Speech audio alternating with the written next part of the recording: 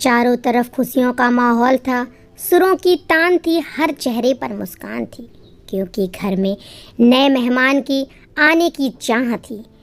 वो दिन भी आ गया, सबका इंतज़ार ख़त्म हुआ, लेकिन यह क्या हुआ, सबके चेहरों का रंग ही उड़ गया। आँखों में खून छलक गया, खुशी की जगह मातम छा गया। अनाशय ही मुख से निकल गया कि एक बोझ आ गया, क्योंकि लड़का नहीं लड़की का जन्म हो गया। आज नीलू ने एक बेटी को जन्म दिया है, जिसके कारण घर में मातम छा गया। उसकी दादी दहाड़ मार मार कर रो रही है। यहाँ पर डॉक्टर आकर कहती है कि आपके घर तो लक्ष्मी आई है, आप क्यों रो रही हैं, आपको तो खुश होना चाहिए। तब वो कहती है कि लो, अपनी नातिन को हाथ में तो ले लो, उसे गले से तो लगा लो। इस पर दादी मुंह चढ़ाते हुए बोलती है, एक तो बोझ आ गया है, दो कम थी जो तीसरी भी आ गई है, इसे हटा लो मेरी नज़रों से, मैं इसे एक आंख भी देख नहीं सकती हूँ, तुरंत हटाओ। मनहूस कहीं की, इसकी माँ भी मनहूस थी, ये भी मनहूस है। और ये कहकर वो नर्स का हाथ झटक देती है और वहाँ से चली जाती है। राम अपनी माँ को समझाता है कि माँ, आपको नर्स के साथ ऐसा व्यवहार नहीं करना चाहिए। बेटी क्या बेटों से कम होती है जो आप इस तरह का व्यवहार कर रही हैं। तब माँ जी कहती है कि मैंने तो पहले ही तुम्हें मना किया था, इस मनहूस लड़की से शादी मत करो, पर तुमने तो मेरी एक नहीं मानी। पता नहीं इसने किस मोहजाल में तुम्हें फंसा लिया था और तुमने इसकी बात मानकर शादी कर ली। देखो, पहले से तुम्हारे पास दो लड़कियां हैं, अब तीसरी भी आ गई, कैसे उठाओगे इनका बोझ। मैं तो इन्हें बिल्कुल भी पसंद नहीं करती हूँ और मेरी नज़रों से इसे दूर रखो। तुम्हें जो करना है करो, पर मेरे घर दोबारा मत आना इस मनहूस को लेकर, मैं पहले से कह देती हूँ। और ये कहकर वो अपने घर की तरफ चली जाती है। राम यहाँ पर बहुत परेशान था, फिर भी उसने अपनी परेशानी को छिपाया और अंदर नीलू से मिलने के लिए गया। नीलू बेड पर लेटी लेटी रो रही थी। नीलू को देखकर राम कहता है, तुम क्यों रो रही हो। नीलू कहती है, मुझे माफ़ कर दीजिए, इस बार फिर से लड़की हो गई। राम कहता है कि इसमें माफ़ी मांगने की क्या ज़रूरत है, ये क्या तुम्हारे या मेरे हाथ में था, ये तो सब भगवान की मर्जी। और फिर तुम क्यों चिंता कर रही हो, मैं हूँ ना सब कुछ करने के लिए। इस पर नीलू कहती है, वो तो ठीक है, पर माँ जी कितनी नाराज़ हो गई होंगी। वो तो पहले भी कह रही थी मुझसे कि तुम्हारी दो बेटियां हैं, अगर इस बार तीसरी बार लड़का नहीं हुआ तो। ये कहकर नीलू राम को गले लगकर जोर जोर से रोने लगती है। तभी उनकी बिटिया रानी की रोने की आवाज़ आती है और दोनों उसकी तरफ देखने लगते हैं। राम उसे हृदय से लगाता है और कहता है, कितनी प्यारी बेटी है, कोई इससे कितनी देर तक नफरत कर सकता है। तुम देखना, एक दिन माँ का गुस्सा भी दूर हो जाएगा और वो भी तुम्हारी बेटी को बहुत प्यार करेंगे। ये कहकर वो नीलू को डिस्चार्ज कराकर घर ले जाता है। माँ का रवैया वैसा का वैसा ही था, उसमें थोड़ा सा भी बदलाव नहीं हुआ। वो तो ना बेटी की तरफ देखती ना कोई काम करती, बस चुपचाप अपने कमरे में पड़ी रहती और अपने छोटे बेटे के बच्चों को खिलाती। उसके दो बेटे थे, श्यामू और रामू। वो दोनों को ही बहुत ही लाड़ प्यार से पालती थी और उन्हीं का ख्याल रखती थी। छोटा बेटा भी समझ चुका था कि सब कुछ अब उसी का है और वो भी आराम से अपनी माँ और अपनी बीवी के साथ मज़े कर रहा था। उसे कोई चिंता नहीं थी, क्योंकि माँ सब कुछ देख रही थी और माँ ने तो कह ही दिया था कि सारी प्रॉपर्टी वो अपने पोतों के नाम कर देगी। राम ये जानकर बहुत दुखी था कि माँ की सोच अभी तक नहीं बदली। बेटा और बेटी में क्या फ़र्क होता है, हमें बस उसे अच्छे संस्कार देने चाहिए, उन्हें पढ़ लिख कर अपने पैरों पर खड़ा करना है, यही तो हमारा कर्तव्य है। पर उसे भरोसा था कि उसकी बेटियाँ उनका नाम जरूर रोशन करेगी। उसने पहले से ही सोच रखा था कि वो अपनी बेटियों को किसी भी प्रकार की कोई भी पढ़ाई लिखाई में अड़चन नहीं आने देगा। एक दिन तो हद हो जाती है जब छोटी सी वो बिटिया रानी पालने में झूल रही होती है और तो कुछ साधु भिक्षा लेने के लिए आते हैं, तो माँ उनकी बेटी उठाकर उन साधुओं को दे देती है और कहती है कि यही भिक्षा में है, इसे ले जाओ, ले जाकर इसे कहीं नदी में फेंक दो या मार दो, मुझे ये लड़की नहीं चाहिए। साधु मना करते हैं कि हमें दक्षिणा देना है तो दीजिए, वरना आप ये मुझसे पाप क्यों करा रही हैं, हम साधु हैं, हम ऐसा पाप नहीं करते हैं। अभी नीलू आ जाती है और माँ जी के पैरों पर गिर के कहती है, माँ जी आप ये क्या कर रही हो, आप मेरी बेटी को छोड़ दो। माँ कहती है, खुद तो मनहूस है और इस बेटी को भी मेरी छाती पर लाकर रख दिया है। इसे मेरी नज़रों से दूर ले जाओ। कितने बार कहा है तुम लोगों से यहाँ से चले जाओ, पर तुम्हें समझ में नहीं आती। और ये कहते ही वो छोटी सी बच्ची को ऊपर से फेंक देती है। नीचे नीलू हाथ लगाकर उसे बचाने की कोशिश करती है, परंतु माँ जी उसके पैर में धक्का मार देती है और नीलू नीचे गिर जाती है। बच्ची नीचे गिरते ही जोर से चिल्लाने लगती है, उसका सिर से खून निकलने लगता है। नीलू राम राम कहकर चिल्लाती है, मेरी बेटी को बचा लो राम, मेरी बेटी को बचा लो। राम भाग कर आता है, देखता है कि उसकी कंडीशन ख़राब होती है। भाग कर हॉस्पिटल जाते हैं, एडमिट कराते हैं, तब पता चलता है कि सिर में बहुत ज़्यादा चोट लग गई है और उसे आईसीयू में रखते हैं। नीलू और राम दिन रात अपनी बेटी की चिंता में रहते हैं और भगवान से प्रार्थना करते हैं, भगवान मेरी बेटी को ठीक कर दो, मैं इस घर को छोड़कर चला जाऊंगा, कहीं दूर अपनी दुनिया बसाऊंगा, पर मेरी बेटी को ठीक कर दो। इधर सासू माँ को अपने किए पे बिल्कुल भी पछतावा नहीं था। वो जानती थी कि उन्होंने सब कुछ सही किया है, पर उन्हें क्या पता था कि एक छोटी सी बच्ची की जान लेना कितना बड़ा अपराध होता है। मन में उनके भी टीस थी, पर वो कहना नहीं चाह रही थी। इधर राम की बेटी जब थोड़ी थोड़ी ठीक होने लगती है, डॉक्टर कहता है कि खतरे से बाहर है, तो वो नीलू से कहता है, अब हम माँ के घर नहीं रहेंगे। मैं समझ चुका हूँ कि माँ को मेरी बेटियों से कोई लगाव नहीं है और ना ही वो कभी बदल सकती हैं। मैं अपनी बेटियों की जान खतरे में नहीं डाल सकता हूँ। हम कहीं और रह लेंगे, हम किराए के मकान पर रह लेंगे, पर मैं अपनी बेटियों को ऐसी स्थिति में छोड़ नहीं सकता हूँ, उनकी जान चली जाए।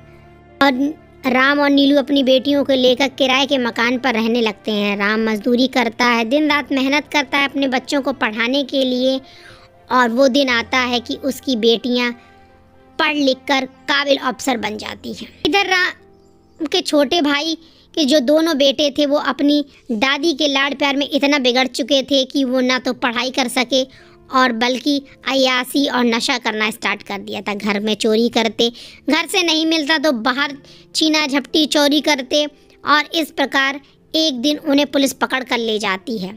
जब ये दादी को पता चलता है, वो थाने में जाकर दरोगा साहब से कहती है, दरोगा साहब आप ऐसा क्यों कर रहे हैं, आप मेरे बच्चों ने कुछ नहीं किया, आप उन्हें छोड़ दीजिए। दरोगा साहब कहते हैं, आपको पता भी है आपके बच्चे एक नंबर के नशेड़ी हैं और वो चोरी भी करते हैं। इस पर दादी माँ कहती हैं, अरे छोटे हैं, अभी गलती हो गई है, मैं समझा दूंगी, आइंदा वो इस तरह की हरकत नहीं करेंगे। दरोगा उन्हें बेल पर छोड़ देता है और वो कहता है कि कुछ पैसे जमा करा दीजिए, अगर लास्ट वार्निंग दे रहा हूँ, अगर इस बार कोई गलती हुई सज़ा से कोई नहीं बचा सकता। ये कहकर दादी अपने पोतों को वहाँ से ले जाती है और उन्हें समझाती है कि बेटा तुम ये क्यों कर रहे हो, अपना भविष्य क्यों बर्बाद कर रहे हो, तुमने ये सब कहाँ से सीखा है। तब वो कहते हैं, चुप हो जा बुढ़िया, हमेशा ज्ञान बांटती रहती है, तुझे शर्म नहीं आती है, कब्र में तेरे पैर लटक रहे हैं पर ज्ञान देने की आदत आज भी नहीं छूटी है। मेरी मर्जी, मैं बड़ा हो चुका हूँ, मैं जो चाहूँ वो खा सकता हूँ, जो चाहूँ वो पी सकता हूँ। अब दादी को बहुत बुरा लग रहा था कि उनके नाती पोते उन्हें इस तरह से बात करते हैं उनसे, पर जैसी आपने सीख दी है वैसे ही वो बोलेंगे। उनके माँ बाप भी उनसे कुछ भी बात नहीं करते थे, क्योंकि जब भी वो कोई उन्हें बात कहते तो वो उल्टा जवाब दे देते थे। इस प्रकार दादी आज पछता रही थी कि उन्होंने अपने पोतों को जो शिक्षा देनी चाहिए थी वो नहीं दी, बल्कि अपने बच्चों का भविष्य बर्बाद कर दिया है। उनके ज़्यादा लाड़ प्यार से वो बिगड़ चुके थे। इसी चिंता में वो डूबी रहती थी और एक दिन वो अपने बड़े बेटे को याद कर रही थी कि वो पता नहीं किस हाल में होगा, उसकी लड़कियां की शादी हो गई कि नहीं हुई है, बस ऐसे ही वो विचार कर रही थी। तभी बाहर से जोर जोर से रोने की आवाज़ आती है। दादी उठकर बाहर जाती है तो देखती है कि पोते अपने पिता का गला पकड़े हुए हैं, उसे मार रहे हैं। इस पर दादी उन्हें छुड़ाती कहती है कि नालायकों, अपने पिता पर हाथ उठाते हो, तुम्हें शर्म नहीं आती है। वो कहते हैं, चुप हो जा बुढ़िया, वरना तुझे भी पीटेंगे अभी रख के।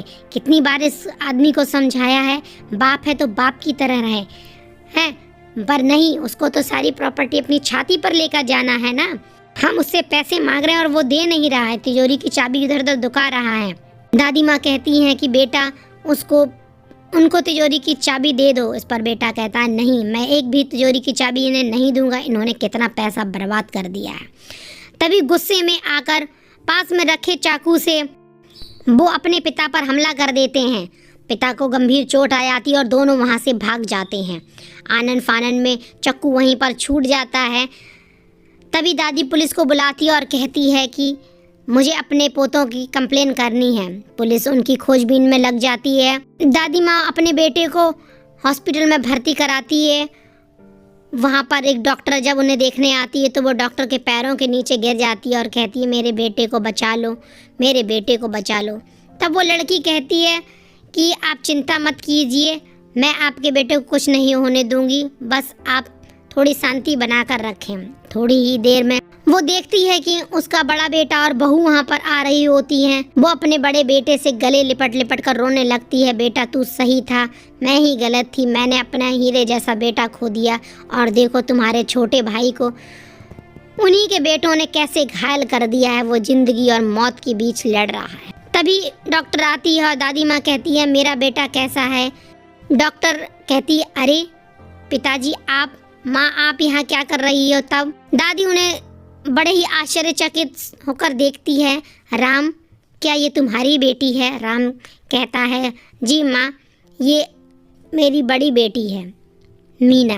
दादी उसे देखकर रोने लगती हैं और उसे अपनी गले से लगाकर कहती हैं बेटी मुझे माफ़ कर दो, मैं नहीं चाहती थी कि तुम लोग अपना जीवन जियो, मैं तो तुम लोगों को शुरू से ही मारना चाहती थी, पर आज तुमने अपने पिता की एक एक बात सच कर दी। उन्होंने कहा था कि बेटियां बेटों से कम नहीं होती हैं और उन्होंने ये साबित करके भी दिखा दिया है। वो अपनी दादी के पैर छूती हैं। तभी एक नर्स आकर डॉक्टर साहब से कहती है डॉक्टर साहब पेशेंट को होश आ गया है। सब कमरे के अंदर चले जाते हैं। अपने माँ और बड़े भाई को देखकर उसकी आंखों से आंसू गिरने लगते हैं। बड़ा भाई जब सामने आता है तो राम कहता है कि अभी नहीं, अभी तुम्हारी स्थिति इस लायक नहीं है तुम बिस्तर से खड़े हो सको। अब वो कहने लगता है। तब पुलिस वाला कहता है कि अच्छा तो उनका केस कौन लड़ेगा। तभी राम अपनी छोटी बेटी को फ़ोन करता है। तभी वहाँ पर एक वकील आती है और वो कहती है कि आपके बच्चों का केस मैं लड़ूंगा। इस पर दादी कहती है कि कोई ज़रूरत नहीं है।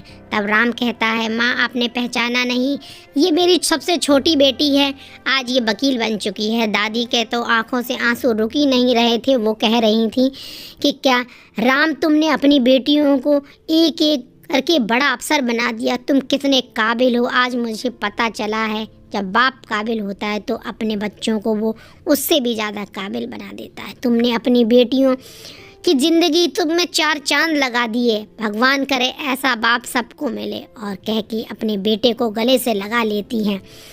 वो कहती है दादी आप चिंता मत करो, मैं भाई लोगों का केस भी लड़ूंगी और उन्हें सही रास्ते पर भी ले आऊँगी। दादी अब उससे कहती है जीती रहो बेटी, खुश रहो और अपने पापा का नाम रोशन करती रहो।